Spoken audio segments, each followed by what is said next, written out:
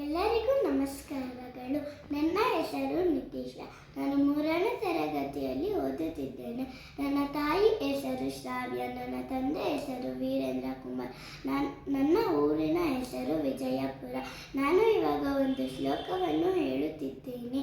ಶಮಿ ಶಮಯೇತಿ ಪಾಪಂ ಶಮಿಶತ್ರು ವಿನಾಶಿನಿ ಅರ್ಜುನಸ್ಯ ಧನುರ್ಧಾರಿ ರಾಮಸ್ಯ ಪ್ರಿಯದರ್ಶಿನಿ. ಎಲ್ಲರಿಗೂ ಧನ್ಯವಾದಗಳು. ಶಮಿ ಶಮಯತೆ ಪಾಪಂ ಶಮಿ ಶತ್ರುವಿನಾಶಿನಿ ಅರ್ಜುನಸ್ಯ ಧನುರ್ಧಾರಿ ರಾಮಸ್ಯ ಪ್ರಿಯದರ್ಶಿನಿ.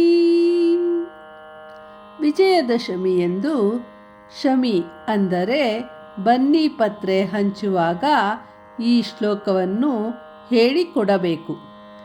ಈ ಶಮಿ ವೃಕ್ಷವು ಪಾಪಗಳನ್ನು ಶಮನ ಮಾಡುತ್ತದೆ ಮತ್ತು ಶತ್ರುಗಳನ್ನು ನಾಶಪಡಿಸುತ್ತದೆ.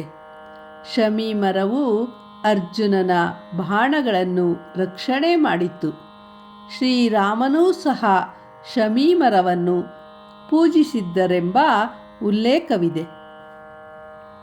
ಪಾಂಡವರು ವನವಾಸಕ್ಕೆ ಹೊರಡುವಾಗ ತಮ್ಮ ಆಯುಧಗಳನ್ನು ಬನ್ನಿ ಮರದಲ್ಲಿ ಬಚ್ಚಿಟ್ಟು ವನವಾಸದ ನಂತರ ಕೌರವರ ವಿರುದ್ಧ ಯುದ್ಧ ಮಾಡಿ ಗೆದ್ದ ನಂತರ ವಿಜಯದಶಮಿ ಎಂದು ಬನ್ನಿ ಪೂಜೆ ಮಾಡಿದರಂತೆ.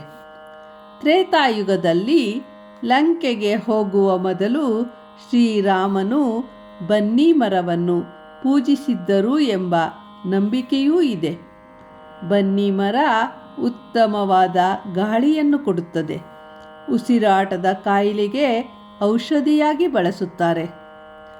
ವಿಜಯದಶಮಿಯಂದು ಅಂದರೆ ಹಬ್ಬದ ದಿನ ಬನ್ನಿ ಪೂಜೆ ಮಾಡಿ ನಕಾರಾತ್ಮಕ ಭಾವನೆಗಳನ್ನು ನಾಶ ಮಾಡುವ ಶಕ್ತಿ ಇರುವ ಬನ್ನಿ ಎಲೆಗಳನ್ನು ಸ್ನೇಹಿತರಿಗೆ ಬಂಧುಗಳಿಗೆ ಹಂಚಬೇಕು.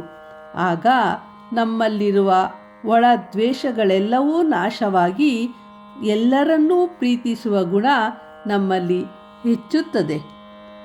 ಬನ್ನಿ ತೆಗೆದುಕೊಂಡು ಬಂಗಾರದ ಹಾಗೆ ಇರೋಣ, ನಮ್ಮ ಬಾಳು ಬಂಗಾರವಾಗಲಿ ಎಂದು ಈ ಶ್ಲೋಕವನ್ನು ಹೇಳುತ್ತಾ ವಿಜಯದಶಮಿಯನ್ನು ಆಚರಿಸೋಣ. ಧನ್ಯವಾದಗಳು.